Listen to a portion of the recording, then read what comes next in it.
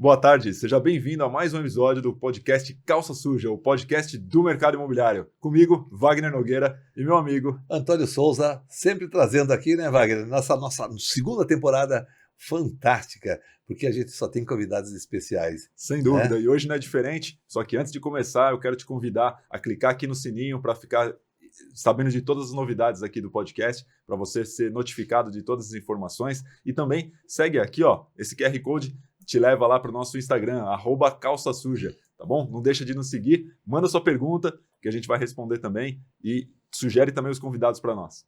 É isso aí. Né? E hoje a gente tem... Hoje nós temos, como te disse... Um sobrenome de peso, hein? Nossa!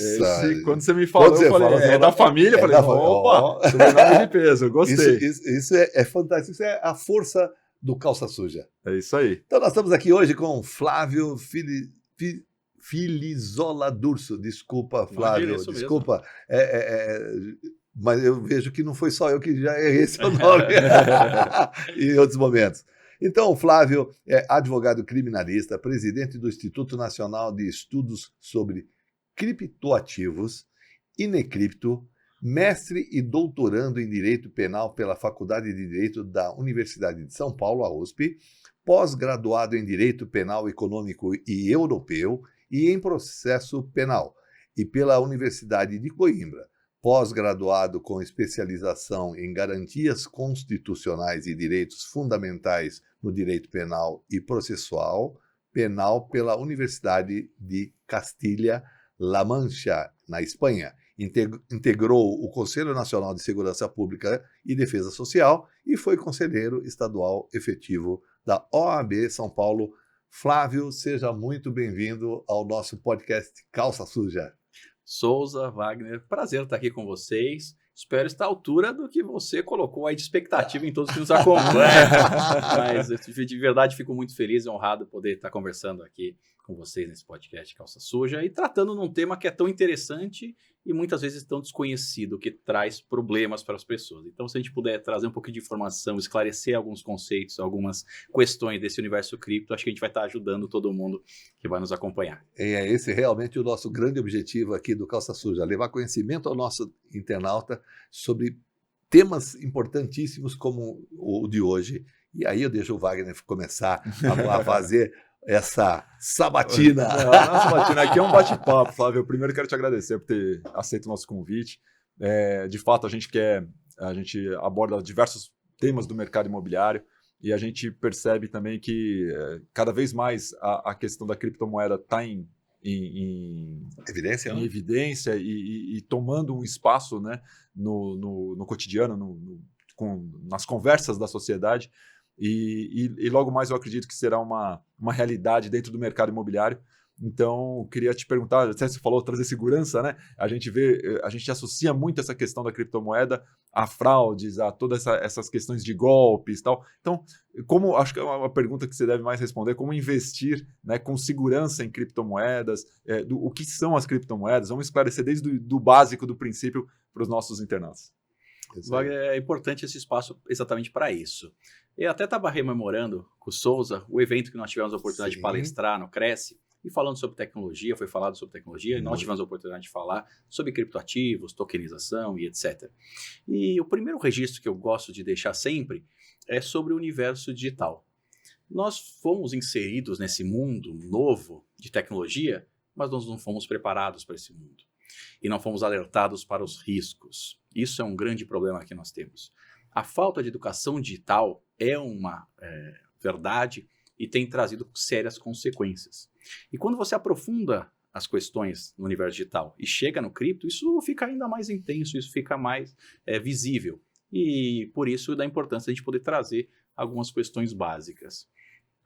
Quando a gente está falando em criptoativos, e aí criptoativos a gente está falando em gênero, porque quando tratamos do gênero, temos as criptomoedas, que são uma espécie, temos os tokens, que são outra espécie, e assim por diante. Então, quando você ouve falar em criptoativos, é mais do que simplesmente um Bitcoin, ou um Ether da rede Ethereum, ou Ethereum. Então, é mais amplo o conceito. Mas, de qualquer forma, quando surge tudo isso, né? Porque todo mundo fala, bom, como é que surgem as criptomoedas? Como é que surge essa revolução que hoje está tão próxima da gente? Tudo começa no ano de 2008. E é um ano muito importante. Foi o ano que aconteceu aquela grave crise mundial, crise econômica mundial, do subprime, etc., nos Estados Unidos, que atingiu o mundo inteiro. E ali, naquele ano, surge um documento, né, que eles chamam de white paper, que nada mais é do que um descritivo. Como é que funciona esse sistema? E é um sistema, como se foi nominado assim, o título dele é Bitcoin, um sistema de pagamento eletrônico de pessoa a pessoa. E o que trazia esse documento? Esse sistema em que havia a transferência de um valor, no caso o Bitcoin, entre duas pessoas, sem a necessidade de um terceiro garantidor. Explico.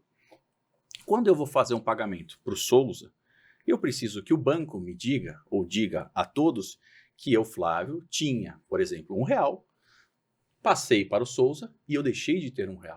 E o Souza passou a ter R$1. Esse intermediário, geralmente, no caso, é o banco. No caso do Bitcoin, não há necessidade desse intermediário. Simplesmente a própria rede, pelas suas características, ela vai mostrar isso. E todo mundo vai conseguir enxergar de forma absolutamente transparente. Isso é uma revolução. Isso vem contra as questões bancárias. O sistema bancário estabelecido daquele momento, né? Porque muito daquela crise, ou a totalidade daquela crise, se deu em razão da forma de trabalho dos bancos. E até tiveram bancos bastante expressivos da economia americana que acabaram quebrando naquela oportunidade. Então, é lançado esse sistema de pagamento eletrônico de pessoa a pessoa, esse descritivo, e aí começa a circular. Mas é uma coisa bastante restrita, ali num grupo muito restrito. E há um caso, que até tem uma série na Netflix sobre isso, que trata de um episódio em que o Bitcoin foi usado como moeda. Talvez seja o grande caso de uso, o primeiro grande caso de uso do Bitcoin, que é o chamado Silk Road, que também foi conhecido como eBay das drogas. Vê-se que não era coisa boa. Sim. Era um local onde as pessoas podiam entrar na Darknet e comprar todo tipo de coisas, mas principalmente drogas. E pelas características do que estava sendo transacionado, o pagamento, pela dificuldade de rastreamento, se dava através de Bitcoin. E aí ganhou um volume maior de transações. E com isso a coisa foi crescendo. Lógico que depois disso surgiram uma infinidade de outros casos de uso positivos para o Bitcoin. E hoje nós vemos essa realidade, inclusive investimentos, fundos de índice nos Estados Unidos, reservas do país, como os Estados Unidos estão aí lançando reservas em Bitcoin e outras criptomoedas. Ou seja, hoje o tamanho disso tudo é muito maior. Estamos falando em pouco tempo, 2008 para 2025. E o volume que isso tomou realmente surpreende. Mas voltando um pouquinho na sua pergunta, uma criptomoeda você pode comprar de duas formas. De pessoa a pessoa, e depois a gente vai poder entrar durante a conversa em detalhes mais técnicos, ou através de uma corretora. As duas formas têm seus riscos e seus benefícios. Quando eu compro de pessoa a pessoa, eu não dependo da corretora. Aquela transação, vamos assim chamar, vai estar inscrita ou escrita no blockchain, nesse registro de operações que esse livro descentralizado e etc., que também nós vamos poder falar. Quando eu compro da corretora, quem faz essa contabilidade é a corretora. Então, nós tivemos vários casos em que a corretora quebrou, e por não haver uma segregação patrimonial, quem tinha patrimônio ali, quem tinha Bitcoin no caso, na verdade acabou perdendo tudo, porque os Bitcoins, quem tem, nesse caso específico, sem a segregação patrimonial numa corretora, é a corretora. E no caso de uma falência, no caso de uma corretora quebrar, aí acaba se perdendo esses valores. Então, no caso, o Bitcoin ele fica com a corretora, não com quem comprou. Exatamente. Essa é a grande diferença. Que coisa. Porque o registro que se dá no blockchain é sempre da transação, mas como a corretora que está fazendo, quem faz o controle esse controle das operações é a corretora. Entendi. Até teve recentemente um caso em que era uma corretora menorzinha e ela não tinha muita liquidez. E por qualquer motivo, um indivíduo foi fazer uma operação e colocou um número errado lá e vendeu uma grande quantidade de bitcoins e fez com que, lógico, o valor daquela criptomoeda naquela corretora despencasse. Aí quem não entende falou, olá, viu? Bastou uma venda em massa ali naquela corretora que o valor despencou. Negativo, porque eu tenho várias cotações. Não há uma cotação universal do Bitcoin. Inclusive, havia robôs que faziam essa operação de compra e venda para ganhar ali nos centavos, etc. Então, isso mostra um desconhecimento. Na verdade, o que aconteceu é que naquela corretora havia um certo número limitado de Bitcoins e, em razão de um grande volume, aí sim acabou tendo uma oferta maior e o valor naquele momento acabou caindo, mas logo depois já subiu, porque tem todo um mercado ali em volta que acaba aproveitando a liquidação efetiva que estava ocorrendo para poder adquirir aqueles criptomoedas um valor inferior. E Flávio, você fala de corretora, eu também já tive, depois da nossa palestra lá, foi o momento que eu tive a grande oportunidade de ter contato com o Flávio, estava sentado na minha frente, eu já peguei o meu cartão, já passei para ele. Você é bom nisso, foi logo, não perdeu a oportunidade. Não perdemos a chance. E aí me interessou bastante tudo, eu tenho acompanhado, eu e você estava falando de uma corretora, mas ainda sou um pequeno calouro aí nas criptomoedas. Calça branca. Eu sou calça branca. Aqui eu sou calça branca. A Binance é isso? É dessa forma? A Binance, Binance, né? Isso, Binance. Eu já tenho até instalado aqui no meu celular. Só não tem Bitcoin, mas... Talvez depois da nossa conversa. Talvez depois da nossa... exatamente. A corretora... e aí um outro termo que, de repente, para os nossos internautas que também talvez não tiveram a oportunidade de participar do nosso evento, saibam o que é mineração. A corretora também faz mineração ou ela única e tão exclusivamente ela agencia e faz as operações? Legal, boa pergunta, Souza. Vamos lá. Vou começar, então, a explicar um pouquinho para chegar na mineração. Da mineração, né? Vamos lá. Eu falei da questão de fazer o pagamento sem um terceiro garantidor. Sim. E mais do que isso, hoje não. Como funcionam as coisas na internet? Quando você tem alguma coisa na internet, é difícil você evitar que aquilo seja replicado. Nós vimos isso de uma maneira muito clara quando lançaram as músicas em MP3. O que havia de CD pirata e etc., os jogos piratas, tudo, foi uma loucura. E isso continua com arquivos digitais, continua por muito tempo. Jogos também, imagens que podem ser replicadas de forma infinita até. E aí, essa tecnologia blockchain, ela impede esse que é o chamado duplo gasto. Por quê? Porque como há esse livro, que é o livro Razão, que é na rede blockchain, e eu também já vou explicar, não há possibilidade de você usar duas vezes aquele mesmo ativo. Então, se foi transferido um Bitcoin de uma pessoa para outra, ou de um endereço para outro, para ser um pouco mais técnico, não há como eles transferir novamente esse Bitcoin. Diferente, por exemplo, se eu remeto um arquivo. Se eu tenho um arquivo, por exemplo, de uma foto no meu computador e remeto para você, Wagner, através do meu e-mail, eu mantenho aquele arquivo. Eu passo a ter mais um arquivo desse na minha caixa de saída de e-mail. Você recebe na sua caixa de entrada. E se você repassar isso, isso vai ser replicado de forma até infinita. E o que isso geraria para uma criptomoeda?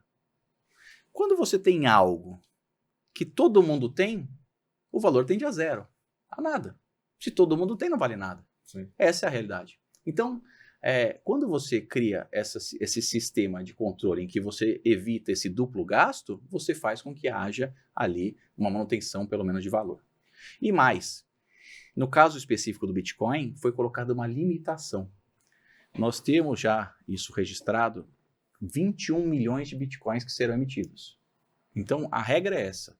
Quando você tem essa regra e ainda uma redução do prêmio a cada 4 anos, ou 210 mil blocos minerados, e aí a gente já vou entrar na mineração, você vai diminuindo a quantidade de bitcoins que são colocados na rede. Com isso, você gera uma deflação. E aí faz com que haja uma valorização maior em razão da escassez daquele bitcoin. E o que é essa tal mineração? Vou tentar explicar o que é essa rede blockchain. Eu vou usar até um exemplo diferente hoje. Tá. Imagine que nós estamos aqui jogando baralho.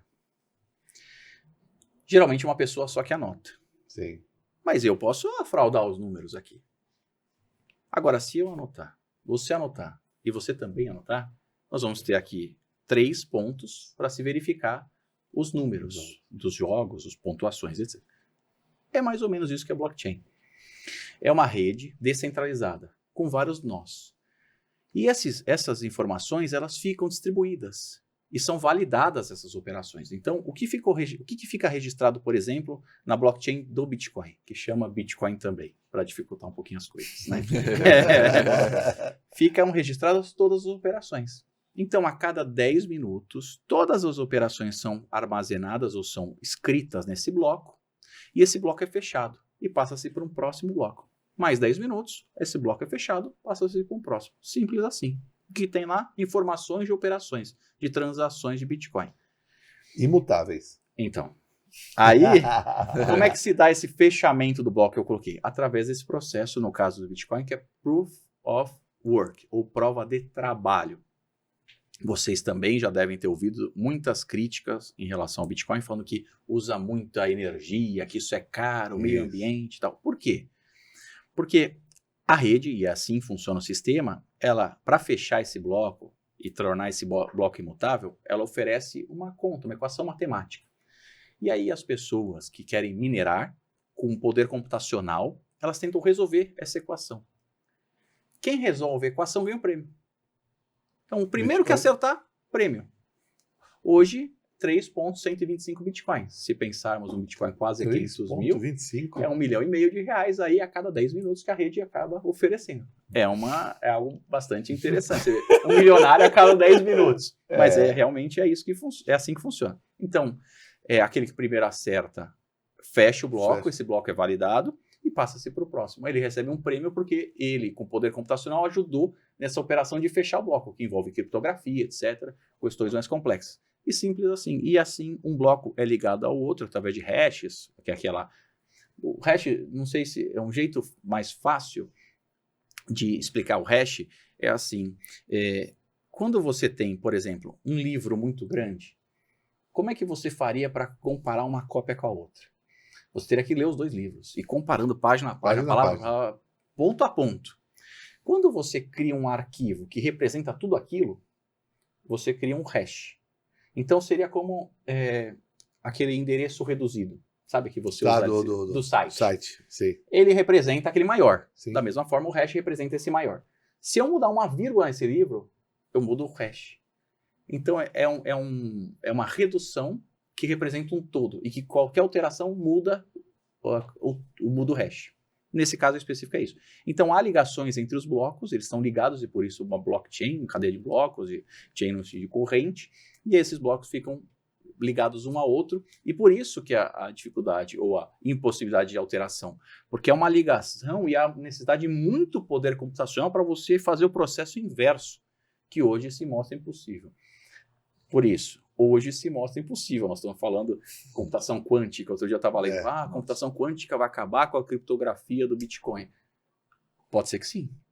Todavia, antes ela vai ter acabado com a criptografia dos bancos. Então, é interessante se falar nisso, mas o problema é muito maior. E há formas já pré-estabelecidas de atualizar a rede para poder enfrentar essas dificuldades, etc. Então, isso tudo vem sendo melhor ajustado, melhor realizado para se preparar para esse momento. E assim como os bancos vão ter que se preparar. Assim como eu vi outro dia... Todos nós temos que estar preparados. Todos nós. Eu vi outro dia, inclusive, falando sobre criptografia de informações, ou roubo de informações criptografadas. Na verdade, não roubo, né? Uma furto. Então, indivíduos estavam furtando informações que eram criptografadas, que eles não conseguiam acesso, e estavam armazenando essas informações.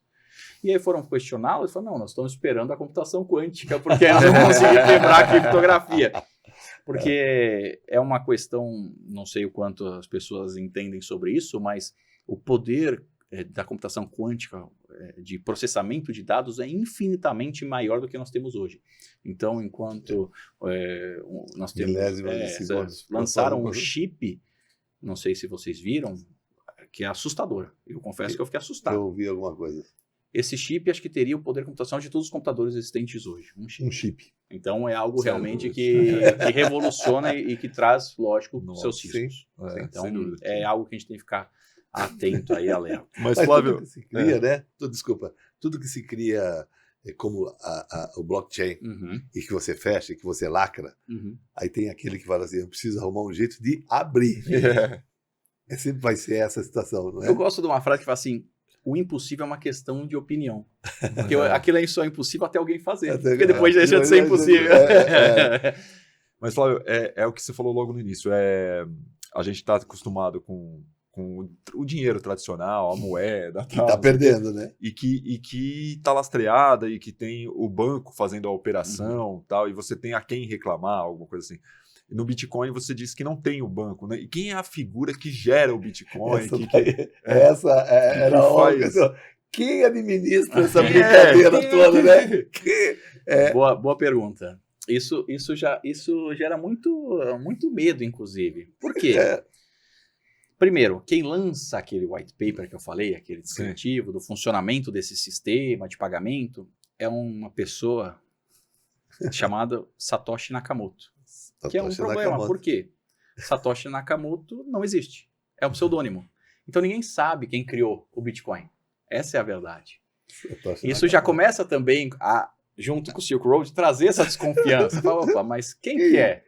Mas eu vejo isso por uma outra ótica. Eu vejo como uma coisa positiva. Porque a partir do momento em que você personifica algo, e essa pessoa teria poder, lógico, se ela acabou programando essa rede, ela tem conhecimento de todas as lacunas que possam existir.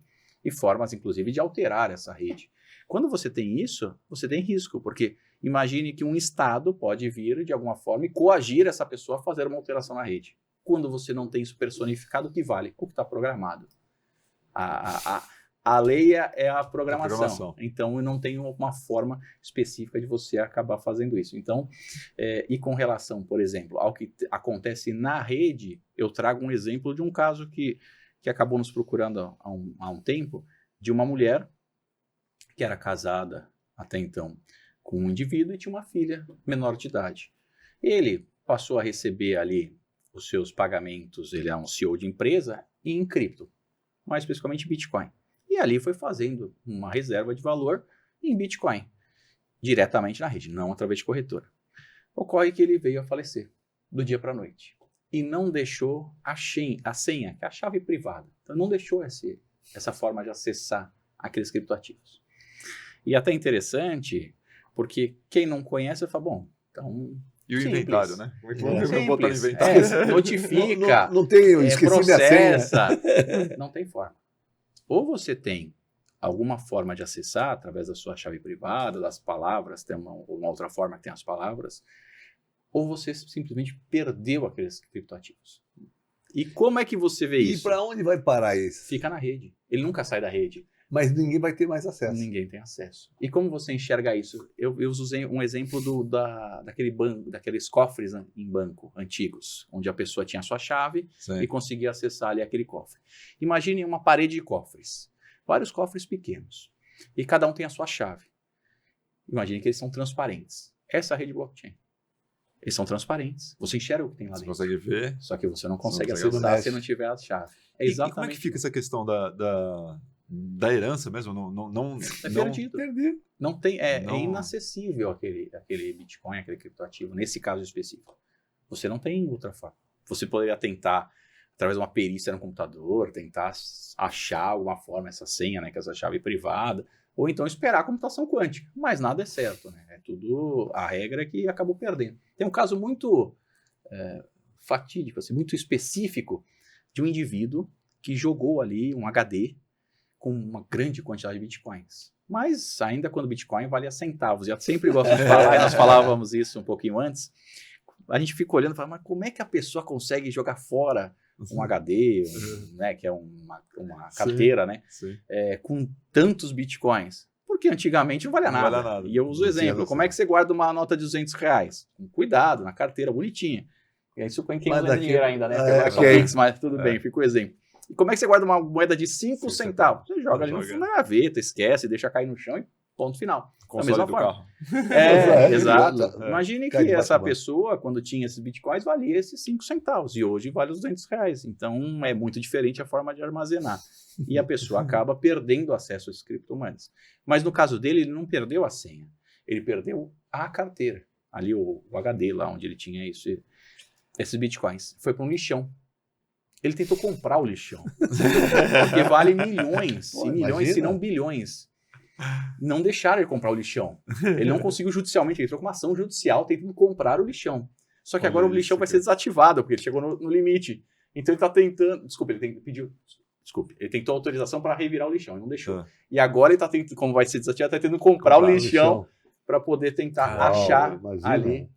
Mas você vê que tem uns casos, são peculiares, bem específicos, tudo, mas em razão dessas características da rede. É uma caravela cheia de ouro que afundou e todo Exatamente. mundo está querendo buscar. No fundo do mar. No fundo do mar, né? Ô, Mais ou menos Flávio, isso. eu tô no mercado há um pouco mais de 20 anos. O Souza tá um pouquinho mais. 21. Em cada perna. E a gente viu a evolução do mercado imobiliário. Não chegamos... agora com a pandemia a gente viu a evolução principalmente na questão da escritura eletrônica, de forma digital, de um avanço tecnológico, né? Só que até hoje ainda, eu não sei se isso é bom ou é ruim, mas eu não tive a situação de algum cliente chegar e falar eu quero pagar o aluguel em Bitcoin, ou quero comprar um imóvel ou vender um imóvel, eu aceito receber em Bitcoin. Você fala, aceito permuta, aceito carro, mas eu aceito Bitcoin. Não tive ainda essa ideia. Mas eu acredito que é questão de tempo, né? É que num curtíssimo espaço de tempo. Você acredita nisso, que o mercado imobiliário será afetado pelas criptomoedas, que ele vai... Não sei nem se é Ou já afetado está, a palavra, né? Não é né? afetado, vai ser atingido. Se você já viu pela... alguma transação imobiliária acontecer através de criptomoedas? Tem 2 casos, inclusive, que são famosos. Tem até um programa de televisão americano que faz a questão da transação, da venda e etc. E o indivíduo quer adquirir ali um imóvel e oferece Bitcoin. E o vendedor fica irritado com o corretor, fala, vem me oferecer essa porcaria, eu não sei até se ele... né? ele fica até ofendido pela forma. E é interessante porque pegam esse vídeo e trazem para a cotação atual, falando, se ele tivesse vendido, teria milhões e milhões a mais. Esse é um caso. E outro, se não me engano, é do Roberto Justus, que diz que vendeu um imóvel em cripto, e eu acho que foi em Ether. E aí, mas como é que isso se dá? Isso que é interessante. Porque se eu vender um imóvel em Bitcoin, e aconteceu o que aconteceu agora, recentemente, que ele caiu praticamente 30%. Sim. Imagina que eu tenho um imóvel de 1 milhão. Logo depois eu tenho vale 700 mil, não. Eu tenho 700 mil em cripto, eu perdi ali brincando, só por não fazer nada, por deixar em Bitcoin, 300 mil reais. Então, isso traz consequências. E qual a alternativa? Há uma coisa, e aí, tentando explicar. Nós temos as criptomoedas, como eu disse, que são muitas criptomoedas. Há uma infinidade de criptomoedas. Então, eu falei do Bitcoin, tem o Ether, e tem aí tantas outras, inclusive outras que são proibidas com as questões de privacidade, para evitar lavagem de dinheiro, com a Monero, etc. E, por outro lado, nós temos uma alternativa chamada stablecoins, ou moedas estáveis. O que seria isso? É uma moeda, uma criptomoeda, que ela é lastreada em alguma coisa. Então, ela tem uma cotação igual àquilo que ela está lastreada. Então, tem lastreada, por exemplo, no ouro. Então, uma criptomoeda daquele tipo vale 1 grama de ouro, ou 1 grama de ouro, para ser mais correto. Ou então, $1, e assim por diante. R$1. Então, nós temos criptomoedas que são lastreadas e elas têm equiparação de valor com aquele ativo. Nesse caso, imagine que eu vou vender um imóvel. Se eu fosse vender um imóvel hoje em Bitcoin, eu aceitaria sem problema. Mas eu já logo converteria ele para uma stablecoin.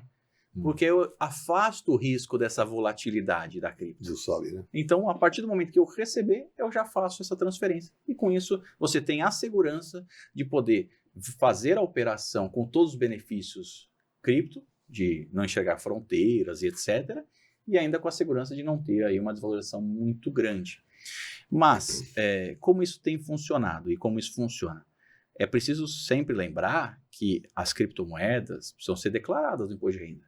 Há uma instrução normativa da Receita que obriga há muito tempo já, a normativa 1888, falando de declaração, de pagamento de tributos, inclusive.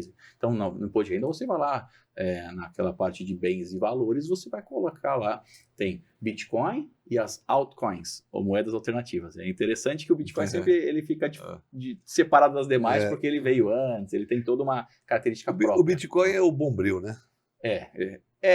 Não sei. A esponja de Atson É a referência. Vai falar Bombril. Bitcoin como curativo. Assim, né? Exato. Mas aí fica como referência, mas você precisa declarar. Da mesma forma, quem recebeu também, da mesma forma, vai declarar e pagar os tributos, incidentes, etc. Não há ainda, e isso é uma questão interessante, a necessidade ou a obrigatoriedade da comunicação ao COAF. Isso estava sendo discutido bastante. Por quê? Eu não sei especificamente, aí tem que ver com relação à atividade, mas a criptomoeda em si não há uma necessidade de comunicação necessária, porque as corretoras, por exemplo, elas tiveram uma grande dificuldade. Por muito tempo, elas utilizaram ali um código específico que não era das corretoras de cripto para fazer as comunicações, as operações.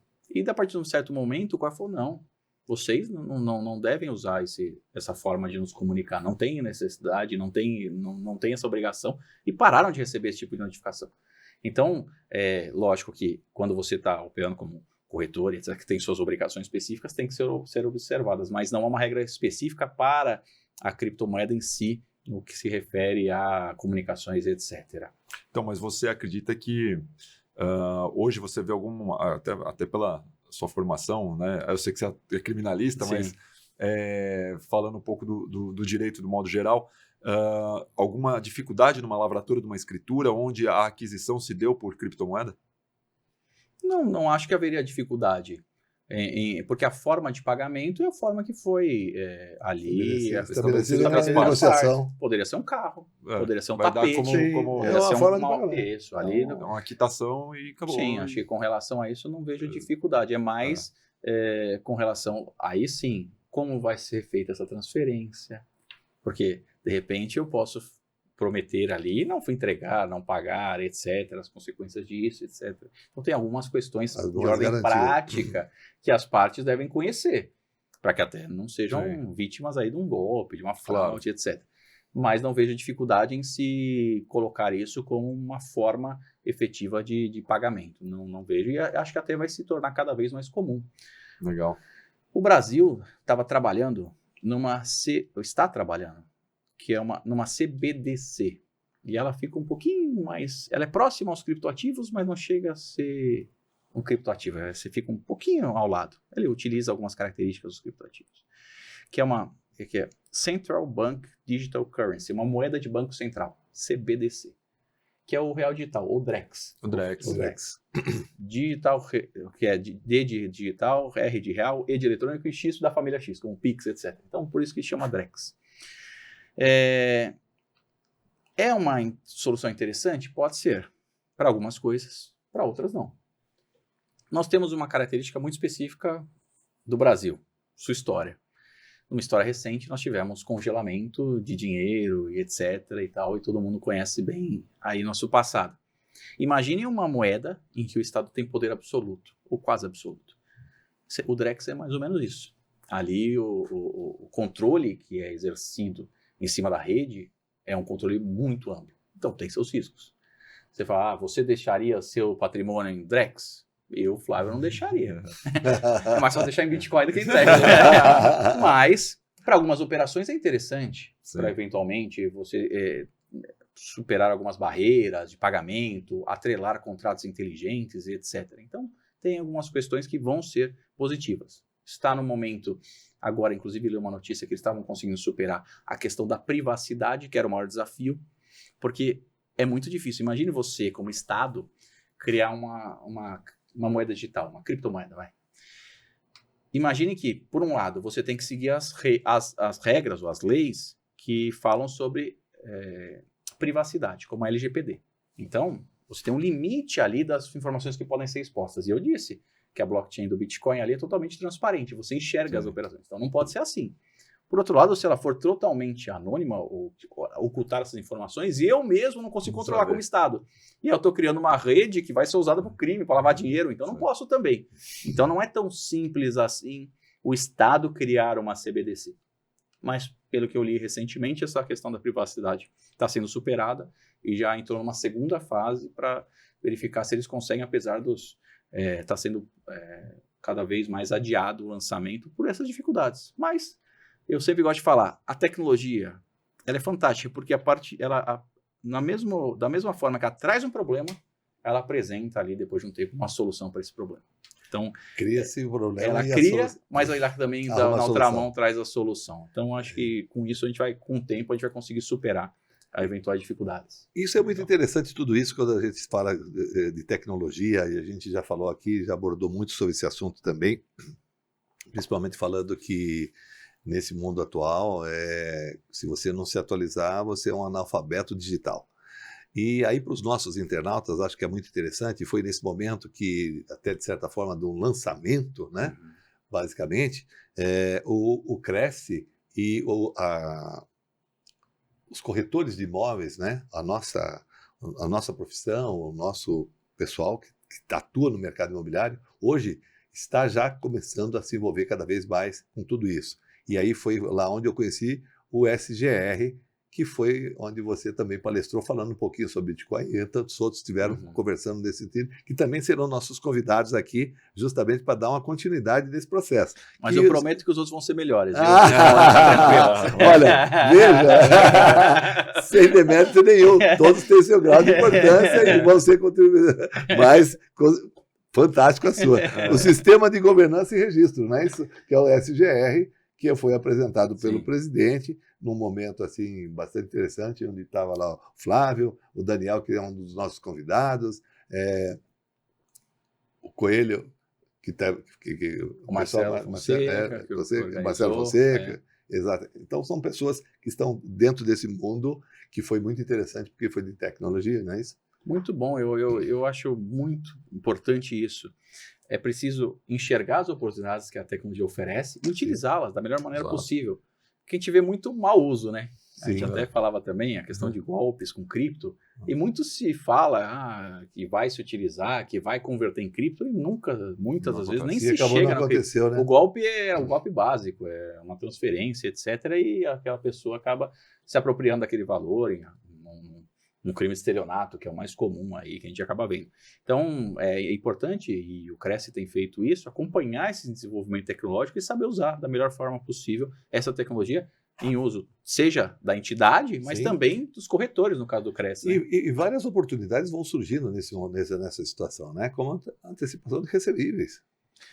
É interessante isso. Nós tivemos um caso ficou bastante famoso, foi o primeiro caso de antecipação de recebíveis com token. Com token. Teve um indivíduo que tinha uma questão judicial grande e ele estava ali, era uma questão um pouco mais complexa, e ele pegou uma parte do que ele tinha, tokenizou, vendeu esses tokens e antecipou esses recebíveis. Vamos lá. O que é tokenizar, né? Então, legal. Legal, falou grego agora. Né? Vamos lá. Tokenizar, ou token, é uma representação digital de algo. Então, se eu quero representar algo digitalmente, eu preciso criar um token. Porque eu não tenho como inserir qualquer objeto na rede. Então, eu posso criar um token dessa caneca. É a ata notarial que a gente estava explicando do fato. A gente cria a ata notarial, a gente traz para o mundo jurídico um fato. E aí você consegue representar esse bem de forma digital. Esse token representa aquele ativo de forma digital. Imexível. Assim. E aí você consegue fazer fazer operações com ele num universo infinito. Você pode vender... Ele não vai ser nunca modificado. Não, porque aquilo lá é token específico, do sistema ele representa blockchain. aquele ativo. Isso mesmo. E é fácil você converter, por exemplo, eu cansei, não quero mais brincar de Bitcoin, eu quero pegar em dinheiro, quero pegar em real, em dólar, whatever. Mas e aí? É fácil essa conversão? Através das corretoras? Ou só a venda? Não, através das corretoras é muito simples. Muito simples. Mas também pode ser peer-to-peer, pessoa a pessoa, como eu disse. Aí você tem uma dificuldade maior, lógico, tem inclusive riscos. Isso é importante, eu vou trazer um alerta aqui. Nós tivemos um caso recente de um indivíduo que sofreu um assalto e os indivíduos entraram na casa dele e aí falou, não queremos a conta bancária, a gente quer o acesso às suas criptomoedas. A gente sabe que você tem cripto, a gente foi buscar as criptomoedas. E um dos assaltantes, no telefone com o outro, que era especialista no assunto, por incrível que pareça, orientando numa corretora como ele devia fazer para transferir as criptomoedas, se não salvo engano, para uma carteira fria, ou para uma outra carteira, para poder fazer as operações. Então, Inclusive, os criminosos estão se especializando nessas questões de cripto, o que traz uma preocupação muito grande, ainda mais que a gente sabe que nossas informações, principalmente do imposto de renda, estão disponíveis aí, infelizmente, não é o sigilo não é uma coisa que acaba sendo muito observada. Então, nós temos aí esse vazamento de informações muito grandes e, num caso desse, você vê o risco que as pessoas correm, porque você é obrigado a declarar, mas, por outro lado, o Estado não te oferece a segurança quando você declara. Então, é um problema grave que nós temos. E no exterior também. Não é problema de Brasil só. No exterior tiveram muitos casos de sequestros em que os sequestros eram realizados para tentar se obter esses criptoativos por causa dessa característica. Como você faz a operação e não pode reverter ou desfazê-la, você tem ali um grande risco para essa pessoa, que fica muito fácil. Flávio, uma curiosidade, talvez, já que você tocou nesse assunto assim, desses fatos. Hoje, o crime organizado, a gente está aí. Eu diria, o narcotráfico hoje já está no Bitcoin? Sim, das criptos? Tem acontecido e eu trago aqui os dois lados, tá? Primeira coisa, Bitcoin, vou falar especificamente de Bitcoin. Imagine que quando você comete um crime, você não quer deixar ali rastros. Imagina você cometer um crime em que você deixa. Lógico que você não deixa o seu nome lá. O seu endereço não é seu nome, não vai te identificar. Mas você deixa um registro eterno desse seu crime. Isso não é muito inteligente. Claro. Talvez haja outras formas, e inclusive outras criptos, que você possa fazer isso, mas eu não estou ensinando nada a ninguém. Não. Mas... mero comentário é só explicar tecnicamente. Então, ocorreu, e tem um período um pouco mais distante, muito de crimes e lavagem através de cripto, principalmente de Bitcoin. Mas isso hoje é menor, por essas características. Você ter uma rede em que é transparente e que também a justiça hoje entende muito mais do assunto, a polícia entende muito mais do assunto, o Ministério Público entende muito mais do assunto. Então, a chance deles conseguirem ali entender o que está acontecendo e até mesmo identificar ali o titular daquele endereço é muito maior. Então, há casos, mas, por outro lado, facilita, inclusive, nesse ponto, o trabalho policial. E tem acontecido muito também desses atores do mundo policial, judiciário, etc., se especializarem no tema. Isso é importante. Então, acho que fica a referência também da necessidade de que esse conhecimento também seja oferecido para essas autoridades públicas, para que eles possam exercer o melhor papel dentro dos seus limites constitucionais aí, de busca e etc., até para se efetivar aí o direito. Bacana. E, Flávio, nós temos aqui um quadro chamado Dica Imobiliária, onde a gente traz, em todo episódio, uma oportunidade de trazer algum conhecimento ou uma dica sobre o mercado imobiliário. Eu costumo trazer muitas cláusulas de contrato de compra e venda, de locação, da própria legislação. Eu não posso deixar passar a oportunidade de ter... né? Nesse momento aqui especialista. O mestre em direito penal conosco e deixar de dar essa oportunidade para você, que você traga uma dica imobiliária para os nossos corretores de imóveis que estão nos assistindo, seja na esfera aí da penal ou nessa questão da criptomoeda, mas que dica que você poderia trazer para o corretor de imóveis sobre o mercado de uma forma geral? Então, eu vou trazer duas, se você me autorizar. Em homenagem aos dois, vou trazer duas. Primeira, esteja assessorado por um advogado. Acho que é importante você ter do seu lado alguém que entenda as regras do jogo. Basicamente é isso. Porque quando você está fazendo um contrato, você está estabelecendo como é que o jogo vai funcionar. Se aquilo não for muito bem montado, se aquilo não for muito bem discutido, ali vai faltar vai ficar alguma lacuna, alguma regra que vai ficar um pouco solta, e isso pode trazer consequências. Se não me engano, o Abílio Diniz, né? O Abílio Diniz falou isso. E realmente é um diferencial. Você ter ali um contrato bem fechado evita problemas. E o segundo, tenha também conhecimento ou alguém que tenha esse conhecimento especializado em cripto.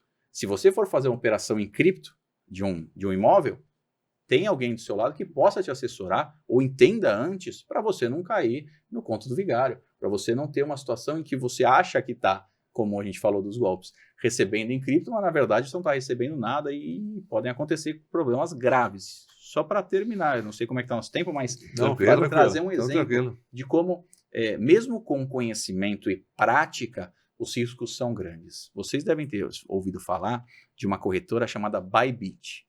Bybit dizem que é a segunda maior corretora do mundo. A primeira seria a Binance e eles seriam a segunda maior corretora do mundo.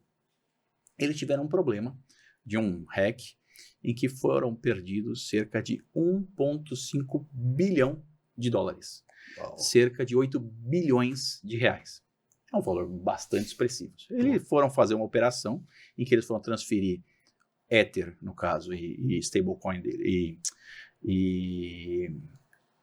Ether é porque a forma de validação é outra, mas de qualquer forma, o Ether. Eles foram transferir esse Ether de uma carteira fria, que é uma carteira que fica offline, até por segurança, para não ter risco, para uma outra carteira quente, através de um contrato inteligente, etc. E eles têm todo um sistema de assinatura e tudo.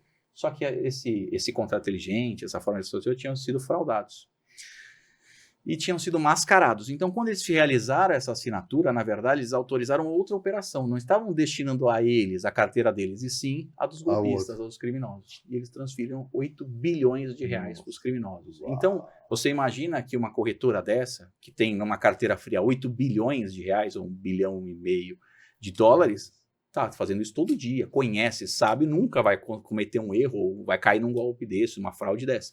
E caiu. Imagine nós, meros mortais, que temos que cuidar de tantas coisas além do dinheiro que com a calça Bitcoin. Quase suja. Exatamente. Então, por isso a importância de você tentar estar bem assessorado, pelo menos ter o máximo de conhecimento possível para não correr o risco de ser vítima e acabar perdendo esses fundos. Maravilha, Flávio. E de fato é isso. Eu acho que foi uma excelente dica para os nossos internautas, os corretores de imóveis. Esteja assessorado, né? É isso. Se você eu já brinquei diversas vezes aqui, você tem um problema no coração, você não vai no ortopedista, então o corretor muitas vezes ele está lá fazendo a intermediação, o papel dele de intermediação, e ele talvez não é obrigado a saber sobre a legislação, né, a fundo, né? Então ele está assessorado, principalmente o corretor autônomo, que às vezes não está associado a uma imobiliária, alguma coisa assim, que tem um departamento jurídico e tal, ele se associar a algum advogado que possa dar essa instrução, que possa dar esse amparo, e conduzir o processo junto com ele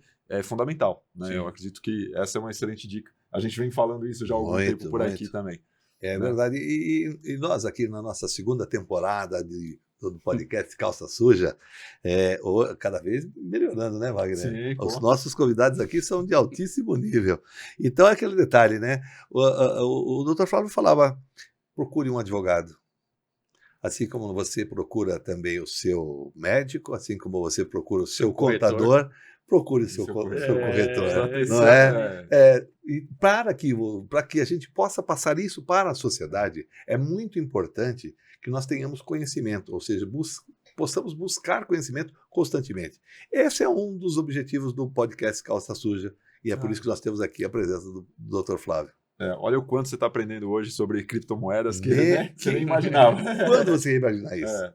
Quando? Não, sem dúvida. E você me dá a oportunidade de falar, essa questão de levar conhecimento, acho que é muito importante. O Instituto Nacional de Estudos sobre Criptoativos, que eu presido, que a gente acabou fundando, tem esse objetivo, é levar esse conhecimento. Por isso que a gente fundou um instituto de estudos. Não tem finalidade econômica, ninguém paga nada para participar. A ideia é levar conhecimento, é reunir pessoas que gostam desse universo cripto, desse ecossistema, e levar informação para as pessoas. É o Inecrypto, não é isso? Inecrypto, exatamente. Legal. Porque às vezes um pouquinho de informação, e eu dou um exemplo aqui, fica aqui mais uma dica. Olha aí. Não existe milagre. Se te oferecerem rendimentos de 10% ao dia, fuja. É golpe. Não é possível. Mesmo há um mês, não é possível isso. O velho chavão, né? Não existe almoço de graça, exato, né? Ainda mais em cripto. Cripto é instável, é volátil. Eu acabei de dar o exemplo. Nós tivemos uma queda de cerca de 30% em pouquíssimo tempo. Então não dá para ser ofertado um rendimento fixo num volume tão alto. Então desconfie sempre, busque conhecer um pouquinho do funcionamento das criptomoedas se você quiser entrar nesse universo.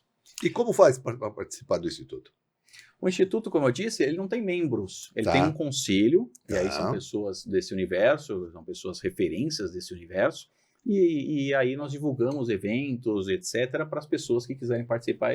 Palestras, cursos, etc. Estamos trabalhando agora no nosso livro, então começando aí um trabalho recente, o Instituto, mas a ideia é essa, levar esse conhecimento, essa informação para as pessoas, exatamente. Ô Flávio, e você, fazendo parte da família Durso, como mestre e doutorando em Direito Penal, processo penal, você está atualmente focado nessa questão da cripto ou também atuando como advogado criminalista? Como é que é o dia a dia do Flávio? Meu trabalho começa, e eu começo no escritório com meu pai, lá nas questões penais, porque o escritório tem quase 70 anos e é só direito penal, só a parte criminal. E aí eu começo lá como estagiário no meu primeiro ano, e aí desde então eu tô lá, vai fazer 20 anos já que eu tô lá no escritório, então eu acho que eu já devo aprender alguma coisinha. Mas aí, e é interessante, que uma referência, o dia a dia do escritório da advocacia criminal é muito rico, porque você acaba tendo um leque de questões que você acaba sendo levado a observar, a conhecer, muito grande. E às vezes o advogado acha que entende de tudo, mas em algumas questões você é obrigado a entender. De medicina, de engenharia, numa questão de acidente, num acidente de trânsito, ou tantas outras questões, relacionamento, etc., que acaba te dando um conhecimento amplo em várias áreas. Mas a minha atuação, então, vem de uma forma ampla, e eu passei a trabalhar muito a questões de direito digital. Querendo ou não, o universo digital foi crescendo e foi atingindo, inclusive, a área criminal. Então, passei a trabalhar bastante essa questão e, a partir de um certo momento, eu me encantei por esse universo novo que eu passei a conhecer, que era o dos criptoativos. Já faz aí quase 10 anos, um pouco menos, acho que eu tomei conhecimento que existia, fui atrás, passei a estudar, a entender, e hoje o meu doutorado, lá na Universidade de São Paulo, é sobre lavagem e cripto. Então, eu estou fazendo o doutorado voltado a esse tema, essa temática, principalmente a lavagem de dinheiro, que nós comentamos aqui, e sobre essa questão da incidência do direito penal nessas atividades de lavagem de dinheiro, se seria possível a aplicação do tipo penal hoje, como existe, etc. São questões envolvendo o universo cripto. Então, hoje, o meu foco de trabalho é esse. Lógico que a gente acaba tendo no escritório um leque muito mais amplo de atividades. Tem meu irmão Luiz Augusto, que você falou, que também está nessa área digital. O irmão dele direto dá entrevista no Pânico, tá lá no eu vejo direto, não, é sério. Negócio bacana. Você tinha comentado. Turma bacana. Então é isso. E meu pai, lógico, que acaba o pai dele, nos dando o norte lá e sendo nossa referência em termos de como ser humano e como profissional. Tem muito orgulho de poder seguir os passos dele. Bacana. E nessa trajetória, você tem algum caso, a gente gosta, o Souza gosta de perguntar bastante sobre alguma coisa peculiar, algum caso, alguma história envolvendo o mercado imobiliário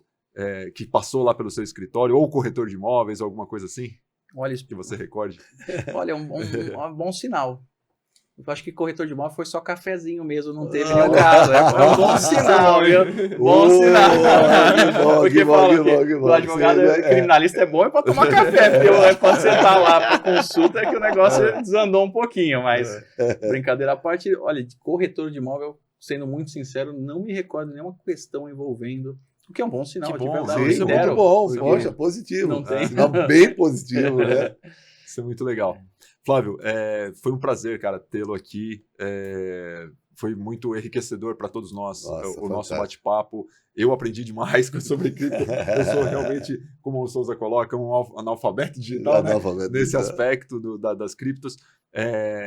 Foi muito enriquecedor para nós, para o programa. Eu acho que a gente vai ter algumas intervenções aí com relação a perguntas, questionamentos. Se você der a liberdade, a gente vai te encaminhar para que a gente possa responder aos nossos internautas.